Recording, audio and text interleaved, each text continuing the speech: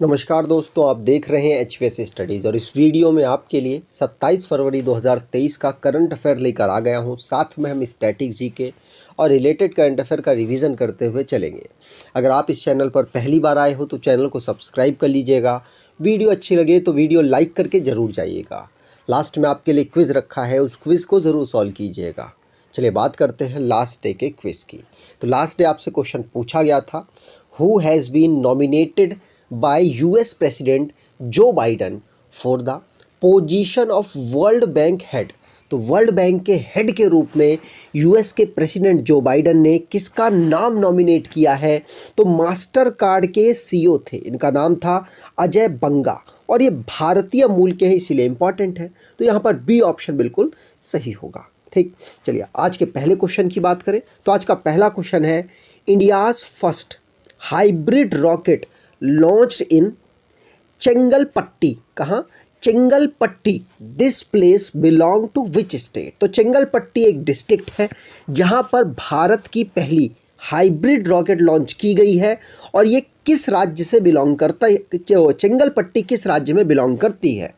तो आंसर होगा ये बिलोंग करती है तमिलनाडु में। तमिलनाडु से ही भारत की पहली हाइब्रिड रॉकेट को लॉन्च किया गया।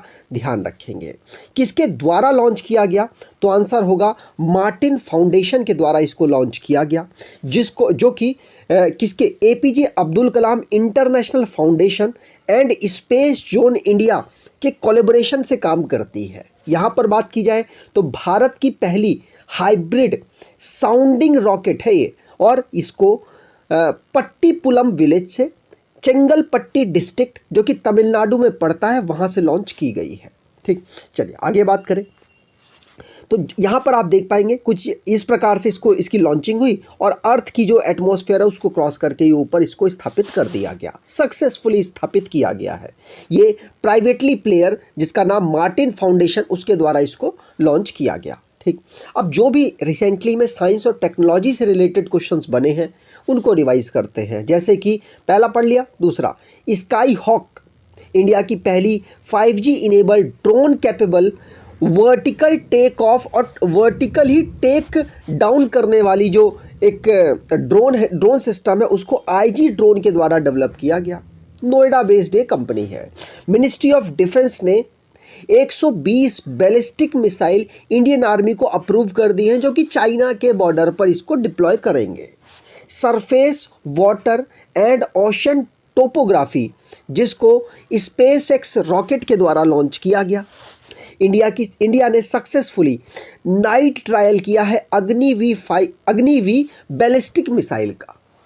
इसरो जिसने नाविक को जीपीएस के हिसाब से डेवलप करने की कोशिश की है। जीपीएस में जो फ्रीक्वेंसी यूज़ होती है उसको नाविक में यूज़ किया जाएगा। ठीक, यूएस के साइंटिस्ट जिन्होंने न्यूक्लियर फ्यूज़न के माध्यम से एनर्जी को डेवलप किया। भारत की जो सैटेलाइट कम्युनिकेशन है इसका ऑक्शन, जो इसका स्पेक्ट्रम है उसका ऑक्शन करने की अनाउंसमेंट कर दी गई।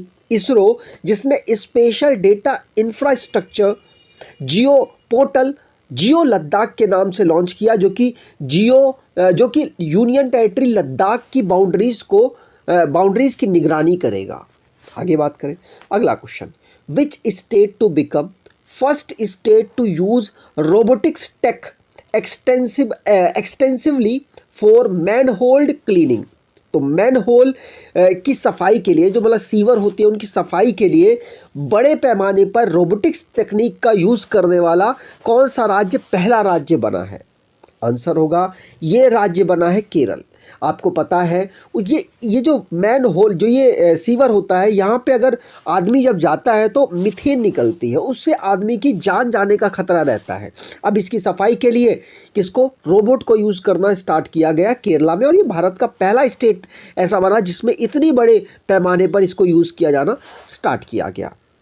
ध्यान रखिएगा, वाटर रिसोर्स मिनिस्टर है कौन? रोसी ऑगस्टाइन। उनके द्वारा इसको अनाउंस किया गया कि अब भारत के पहला स्टेट है ऐसा केरला जहाँ पर इसको पूरी तरीके से यूज़ करने की कोशिश की जाएगी।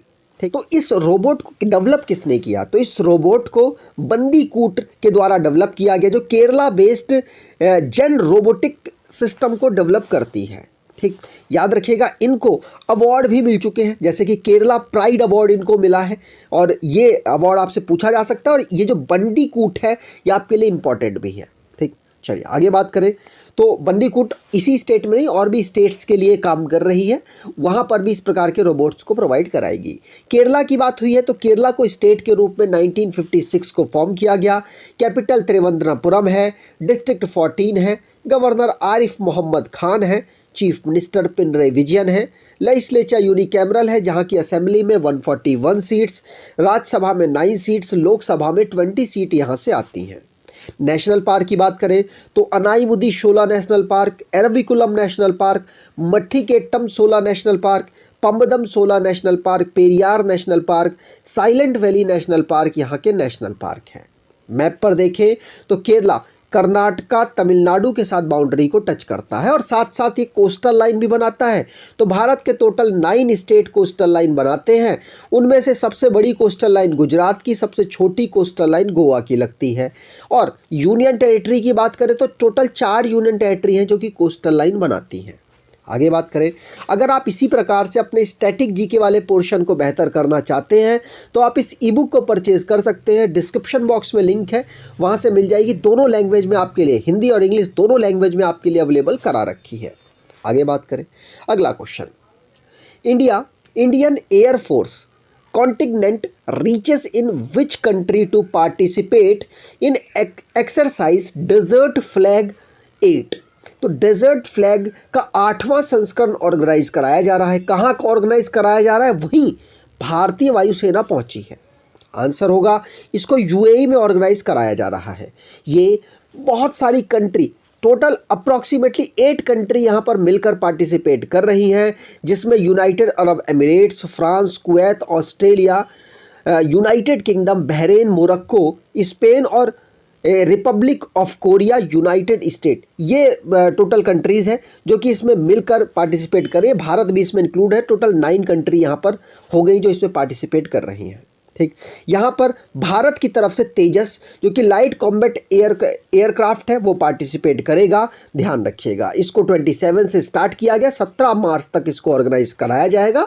ये बात भी ध्यान रखेंगे, यूएई में ऑर्गेनाइज कराया जा रहा है एक्सरसाइज डेजर्ट फ्लैग जो कि 8वां संस्करण है इसका। अब तेजस की बात करें तो ये इंडिजीनियस डेवलप्ड है, लाइट कॉम्बैट एयरक्राफ्ट है। इसको HAL के द्वारा और साथ साथ ADA मतलब एरोनॉटिक्स डेवलपमेंट एजेंसी और हिंदुस्तान एरोनॉटिक्स लिमिटेड के द्वारा डेवलप किया गया था। ये कैसा काम करता है? तो air to air, surface to air to surface weapons को ले जाने में मदद करता है। ठीक, चलिए आगे बात करें। अगला question, first time which Indian submarine dock Indonesia amid South China sea conflict. तो इंडोनेशिया और साउथ चाइना का कन्फ्लिक्ट चल रहा है। तो इंडोनेशिया का जो भी मतलब साथ देना मैरीटाइम की कंडीशंस में, उसमें भारत ने अपना INS भेजा है। INS को वहाँ पर पहली बार भेजा गया है, इसीलिए आपके लिए इंपॉर्टेंट है। तो आंसर होगा INS कौन सा? तो INS सिंधु केसरी को भेजा गया है और इंडोनेशिया की वहाँ पर मदद करेगा। आपको पता है साउथ चाइना सी पर चाइना का विस्तार देखते हुए ऐसा किया गया है। भारत चाइना की कुछ एक्टिविटीज़ से थोड़ा सा दिक्कत में रहता है और रहना भी चाहिए, क्योंकि अपनी बाउंड्री को सेव करना है। जैसे कि चाइना ने भूटान में भी अपनी जो आर्मीज़ है उसको एक्सटेंड करने की कोशिश की, जो साउथ चाइना सी है वहाँ पर भी अपनी आर्मीज़ को बढ़ाने की कोशिश की। तो भारत और इंडोनेशिया दोनों मिलकर चाइना को इस एक्टिविटी करने से रोक रहे हैं, जिसमें भारत ने अपनी INS सिंधु केसरी को वहाँ पर भेजा है। ध्यान रखिएगा, पूछा जा सकता है। यहाँ पर INS सिंधु केसरी की बात करें तो 3000 टन डीजल इलेक्ट्रिक सबमरीन है ये। ठीक, चलिए आगे बात करें। अगला question, which Indian selected as external audit of international labour organisation. तो इंटरनेशनल लेबर ऑर्गेनाइजेशन में किस भारतीय को बाहरी लेखा परीक्षक के रूप में चुना गया? तो एक्सटर्नल ऑडिटर के रूप में चुना गया। आंसर होगा GC मुर्मू। ध्यान रखिएगा, गिरीश चंद्र मुर्मू जी को चुना गया है। आप यहाँ पर इनको देख सकते हैं। तो गिरीश चंद्र मुर्मू जी को इंटरनेशनल लेबर ऑर्गेनाइजेशन में चुना गया है, किसमें? एक्सटर्नल ऑडिटर के रूप में। ठीक, याद रखिएगा। अगर बात करें जीसी मुर्मू जी कौन है, तो ये भारत के कैग हैं। ध्यान रखिएगा, भारत के controller and auditor general of India हैं ये। अगर बात करें कैग, इस समय पर गिरीश चंद्र मुर्मू है। और बात करें आईएलओ की, इंटरनेशनल लेबर ऑर्गेनाइजेशन की, तो इसको फाउंड किया गया था 1919 में। हेडक्वार्टर इसका जिनेवा में है और इसके इस समय पर हेड गिलबर्ट एफ होंगबो है। कौन? Gilbert F Houngbo. आगे बात करें तो जो भी रिसेंटली में इंटरनेशनली अपॉइंटमेंट से रिलेटेड क्वेश्चंस बने हैं उनको रिवाइज करते हैं। पहला क्वेश्चन पढ़ लिया। दूसरा, अजय बंगा को प्रेसिडेंट यूएस के उन्होंने वर्ल्ड बैंक में हेड के रूप में नॉमिनेट किया। राजीव सिंह रघुवंशी जिनको drug controller general of India बनाया गया। आयुष्मान खुराना को नेशनल एम्बेसडर बनाया गया child right for UNICEF India का। इंडियन ऑरिजिन से बिलोंग करते हैं नील मोहन, ये सीईओ बनाए गए यूट्यूब में। इक्वेटोरियल गुइना जिनमें पहली फीमेल प्राइम मिनिस्टर बनी है मुनैला रोका बोटे। अमूल ब्रांड ने संबल भाई वी पटेल को चेयरमैन बनाया। विक्रम देव दत्त जिनको डीजी बनाया गया सिविल एविएशन का। पंकज कुमार सिंह जिनको नेशनल डिप्टी सिक्योरिटी एडवाइज़र बनाया गया। सौरभी झकमोला पहली वुमेन बनी जिनको बीआरओ ने पोस्ट किया है फॉरेन प्रोजेक्ट के लिए, बॉर्डर रोड ऑर्गेनाइजेशन ने। अगला question, what is ranked of India on international IP index. तो आईपी का मतलब इंटेलेक्चुअल प्रॉपर्टी। तो इंटेलेक्चुअल प्रॉपर्टी, अंतर्राष्ट्रीय इंटेलेक्चुअल प्रॉपर्टी इंडेक्स में भारत की रैंक क्या रही? आंसर होगा भारत की रैंक 42 रही। पूछा जाता है, ध्यान रखिएगा। टोटल 55 कंट्रीज़ यहाँ पर थीं जिसमें भारत की रैंक 42 थी। इंटरनेशनल इंटेलेक्चुअल प्रॉपर्टी इंडेक्स में यूएस चैम्बर ऑफ कॉमर्स के द्वारा इसको डेवलप किया गया, इस रिपोर्ट को बनाया गया। यूनाइटेड स्टेट पहली पोजीशन पर, यूके दूसरी पोजीशन पर, फ्रांस तीसरी पोजीशन पर रहा है। इसमें किस प्रकार से अलग अलग स्टेप्स उठाए गए उसमें भारत की जो रैंकिंग है कुछ स्टेप्स आगे बढ़ी है। यहाँ पर बात की जाए इंटरनेशनल इंटेलेक्चुअल प्रॉपर्टी इंडेक्स की, तो मैंने आपको बता दिया यूएस चैम्बर ऑफ कॉमर्स के द्वारा डेवलप किया गया। ध्यान रखिएगा, इसमें जो भी आपके जो क्रिएटिविटी है उसको प्रोटेक्ट करने के लिए देखा गया कि किस देश में बेहतर काम किया जा रहा है, उसको प्रोटेक्ट करने के लिए, इसीलिए इसमें भारत की रैंक 42 दी गई है।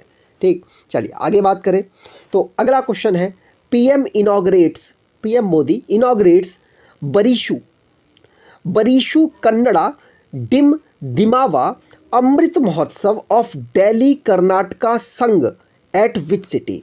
तो प्रधानमंत्री ने किस शहर में दिल्ली कर्नाटक संघ के अमृत महोत्सव बरीशु कन्नड़ डिम दिमावा का उद्घाटन किया?